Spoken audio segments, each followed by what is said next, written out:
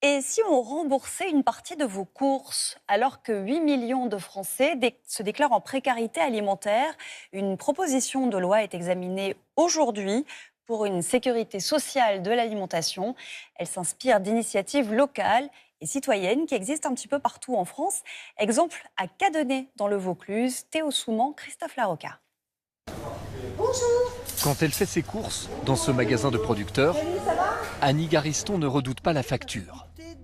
La plupart des articles lui seront remboursés. Chaque mois, elle dispose d'une enveloppe de 150 € à dépenser dans 3 magasins locaux. Une allocation attribuée par une association qui a changé la vie de cette retraitée de 63 ans.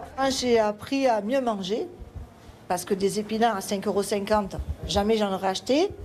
Donc tout ce que je peux manger aujourd'hui, c'est de la qualité. Tous les produits qui sont remboursés à 100% sont marqués ici. Aujourd'hui, sur un total de 40 €, seulement 8 seront de sa poche.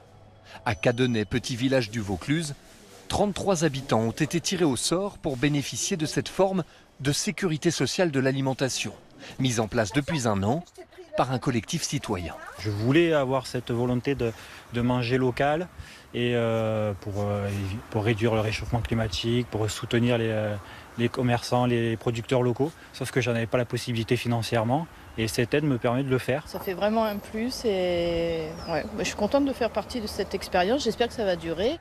L'an passé, le système de Cadenet a été financé par la Fondation de France. Mais pour Éric Gauthier, l'un des initiateurs du projet, le financement doit évoluer. Ce qu'on souhaiterait pour l'avenir, en tout cas, c'est de pouvoir recevoir des financements directement depuis la sécurité sociale, du budget de la Sécu, de l'argent, de nos cotisations qu'on pourrait réutiliser pour généraliser un peu. En France, une sécurité sociale de l'alimentation coûterait 120 milliards d'euros. À ce jour, une quarantaine d'expérimentations locales sont déjà menées depuis 2019.